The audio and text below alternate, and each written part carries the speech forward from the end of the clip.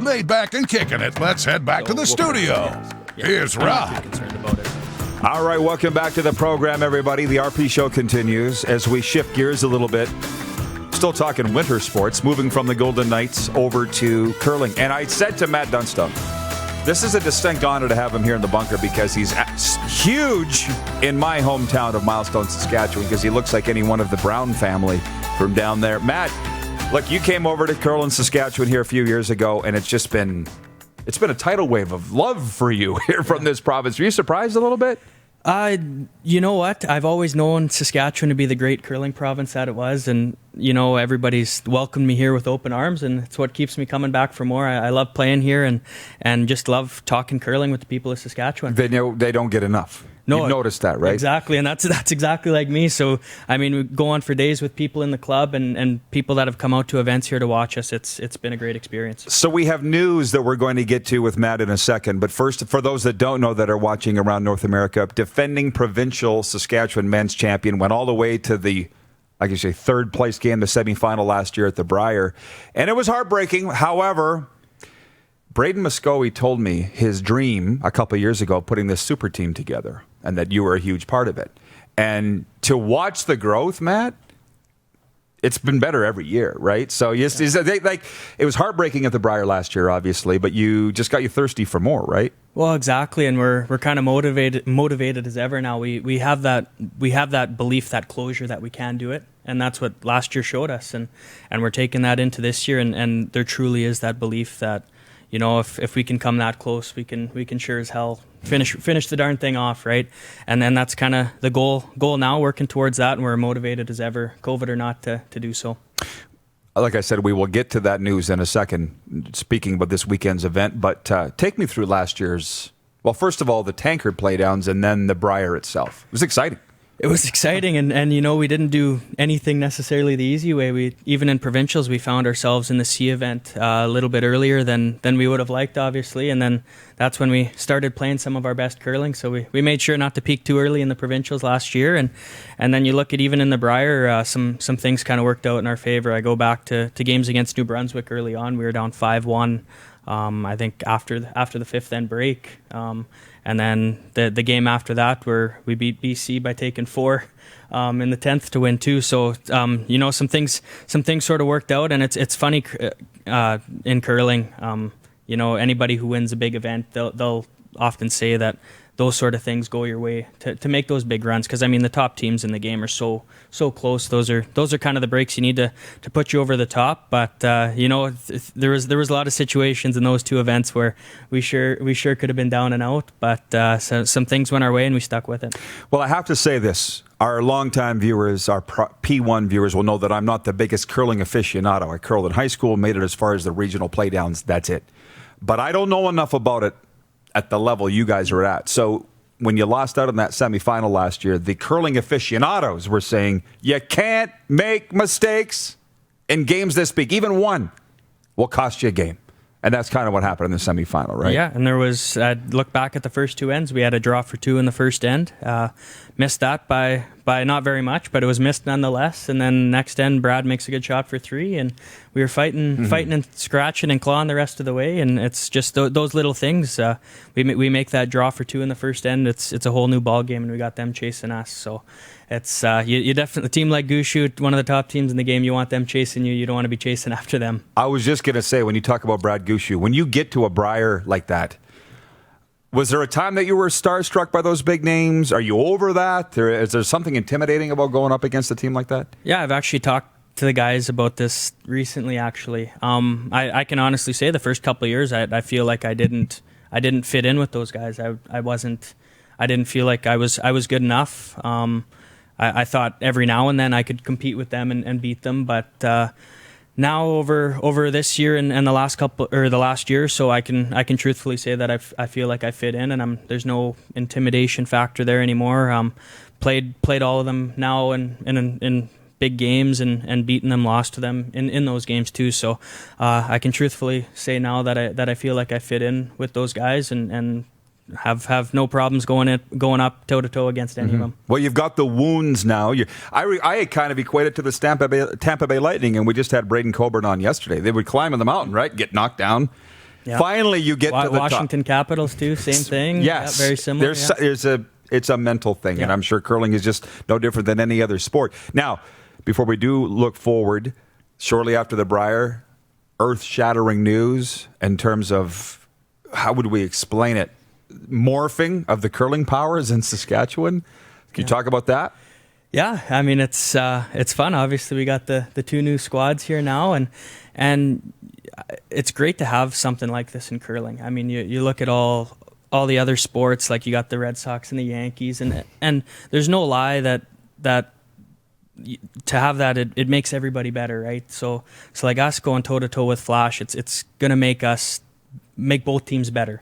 You look at the Cooeys and the Botchers playing against each other in Alberta. You look at Jacobs and Epping now in Ontario. Like those teams are pushing each other. McHugh and Carruthers back when they weren't on the same team. You have those guys pushing each other to get better, and I see this as no different. And you know what?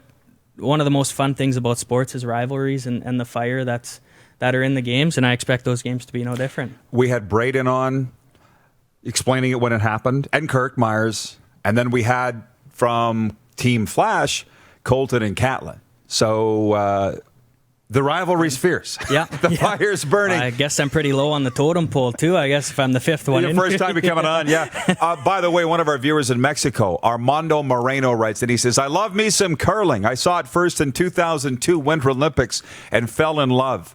Darren, remind me, by the way, we got to talk about that 3-down story on the Canadians playing in the Mexican League. Did you see that today? Yeah, we'll talk about that next segment. So, moving forward, COVID's hit. It screwed up sports big time. You guys are still kind of picking through the wreckage. So what do we know about competition this year? Well, what we know as of right now is we're planning to play this weekend.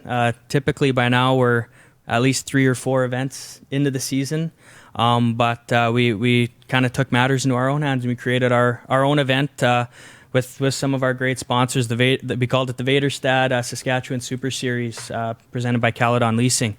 And we invited four other teams from Saskatchewan, 4 of the top teams in Saskatchewan, I should say, that we felt to this event. We want to kind of keep it small to begin with, just because we're not really sure yet. There's been a couple events around Canada that have gone, but everybody's still kind of going with the flow, that sort of thing.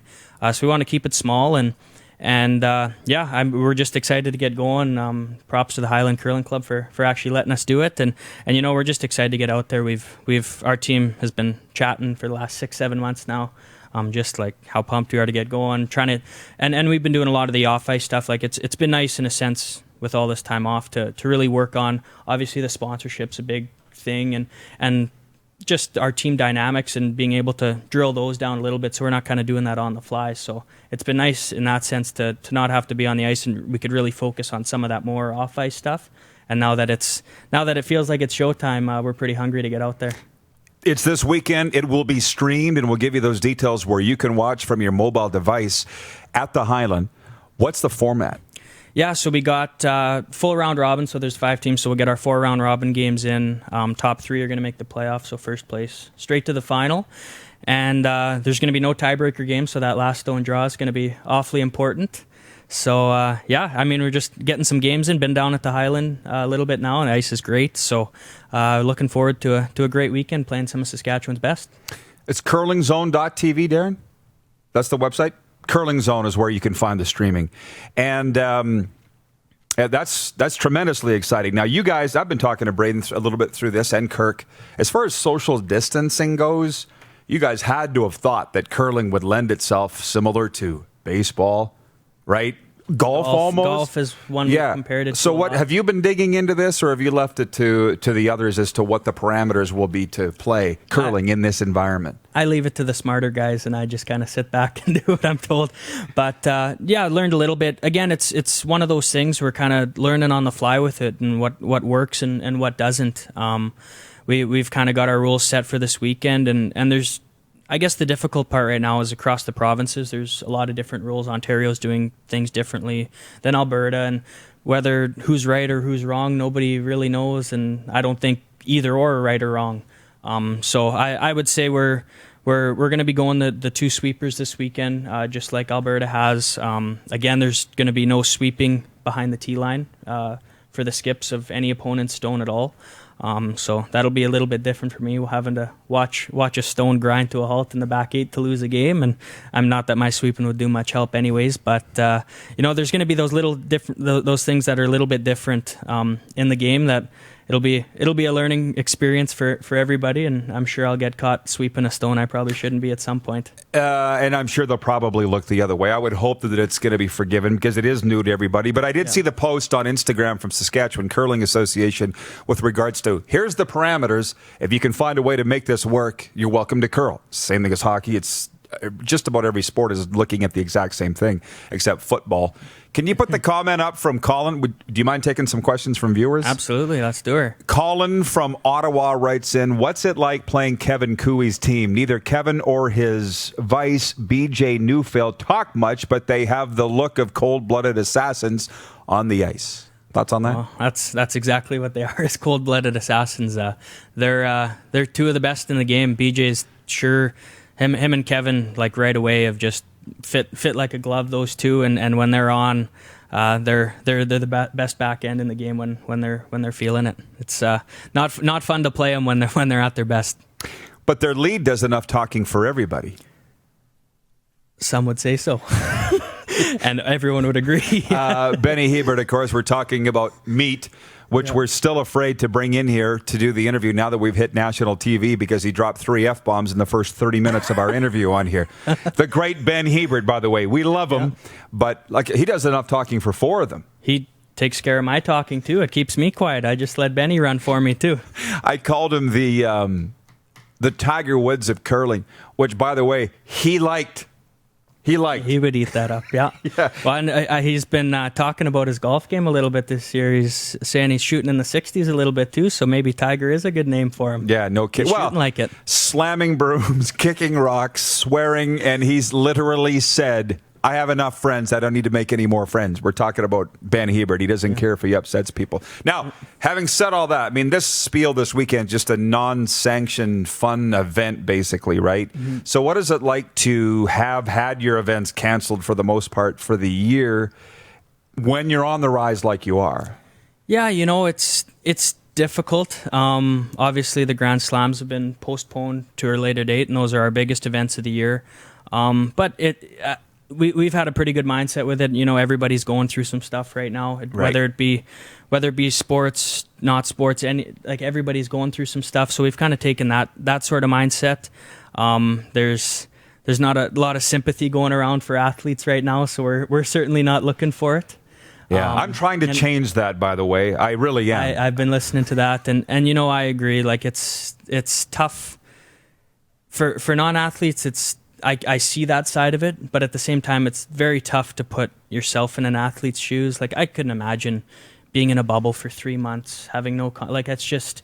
And I get they're making money, but you can't put a price on your family, your kids. You can put absolutely no price on that.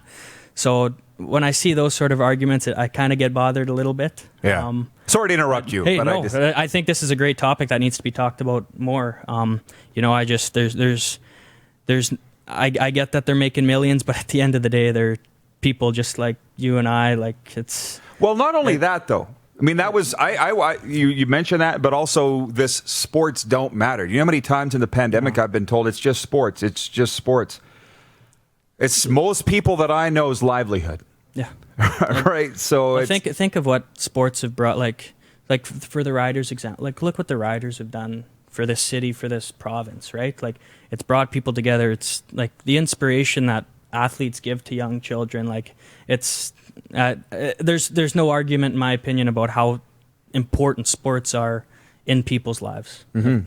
Well, and I think this weekend with what you guys are doing is going to, the curling community is just going to go nuts. Again, they're going to be able to watch it at Curling Zone. Dupes is on the call of it.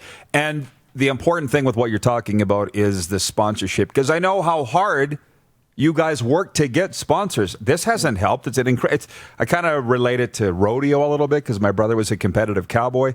You can't compete if you don't have sponsors. It's hard to get sponsors unless you win. And right, there's a lot of everybody's got their hand out in the world of sports, really. So, and you were able to secure some sponsors for this weekend. So maybe if you can mention them again to the viewers here. Yeah, Vaderstad, who's hopped on with us for this year, and then Caledon Leasing, who's been with Kirk a little while. They're helping us out with this event, and you know, we've been very fortunate with our sponsors this year that have kind of hung with us, and that's been another fun part of all this is we're kind of looking into some new ways now to give them the proper exposure and give them what they deserve with their sponsorship. So it's kind of been fun in that sense, thinking of some new ideas with the guys on what we can do, and we've already started doing some fun things with Awesome. Well, we're more than happy to allow you to use this as a vehicle to get their name out.